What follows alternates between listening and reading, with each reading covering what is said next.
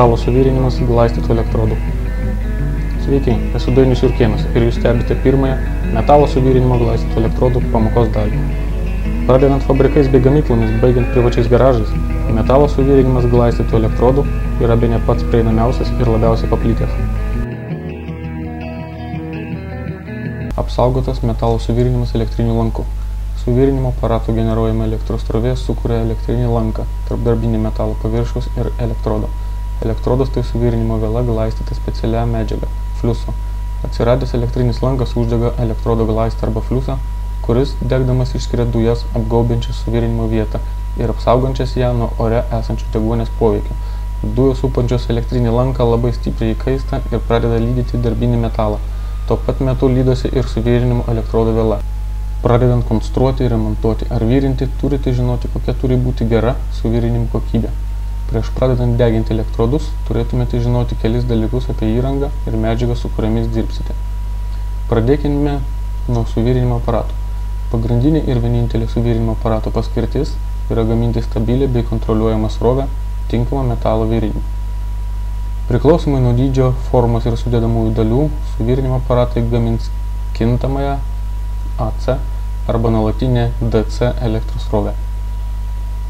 Suvirinimo aparatas, kurį netrukus pamatysite, mums leidžia pasirinkti, su kokia elektros srove norime dirbti – kintamą ar nuolatinę. Pagrindinis kintamos srovės privalumas yra tas, kad ją lengviau išgauti paprasto transformatoriaus pagalba, taigi gauname daugiau energijos už tą pačią pinigų sumą. Pavyzdžiui, gauname 225 A kintamos srovės stiprio ir tik 150 A nuolatinės srovės stiprio. Kintamoje elektros srovėje elektronai juda abiem kryptim, taigi krypties keitimosi metu srovė dingsta. Kai kurie suvirinimo elektrodai yra specialiai skirti virinimui kintamą elektros srovę. Tai yra, fliuse yra specialių stabilizatorių padedančių kovoti su srovės stiprio kritimais elektrinėme lanke. Jei turite suvirinimo aparatą, kuris gamina tik kintamą elektros srovę, turėtumėte naudoti elektrodus skirtus darbui kintamą elektros srovę. Dauguma profesionalių suvirintojų naudoja pastovią srovę metalo virinimui glaistytų elektrodų. Pastovi elektros srovė užtikrina stabilų elektronų srauto judėjimą viena kryptimi. Poliariškumas ir elektronų judėjimo kryptis priklauso nuo gnybtų pajungimo tvarkos. Dauguma naujesnių suvirinimo aparatų turi poliariškumo jungiklį. Nuolatinė srovė elektrodas teigiamas. Toks poliariškumas gaunamas jungiant elektrodų laikiklio gnybtą su teigiamu poliumi, o neigiamu. Elektros srovė arba elektronai juda iš neigiamo poliaus teigiamo poliaus link. Tai yra, elektrinis lankas keliauja nuo darbinio metalo link elektrodo, taip labai įkaitindamas elektrodo galiuką. Pagrindiniam naudojimui šis jungimo būdas tinka labiausiai. Elektrodas teigiamas, masinis gnybtas neigiamas.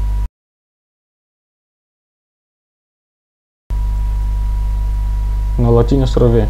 Elektrodas neigiamas. Elektrodo gnybtas jungiamas prie neigiamo poliaus, o masinis gnybtas prie teigiamo.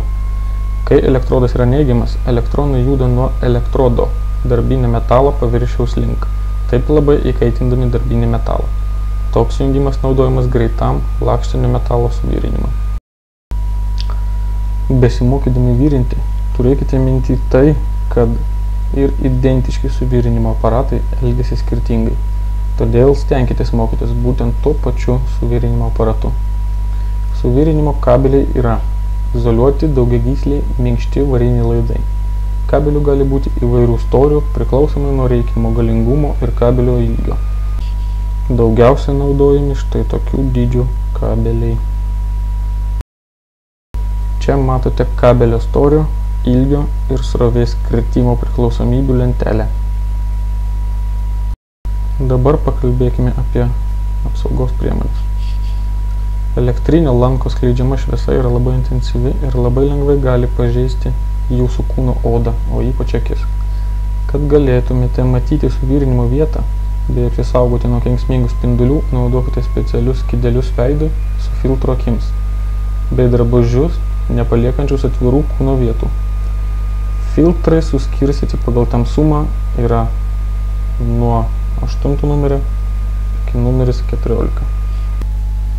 Toliau pamatysime keletą akių filtrų veikimo pavyzdžių.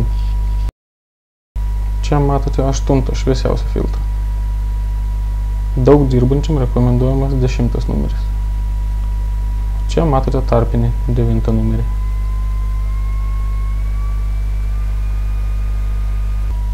Tai yra tik kelios minutės valandinio filmo, skirtas daugialypių terpių kurso namų darbui atlikti. Esu Dainius Jurkėnas, dėkoju už dėmesį.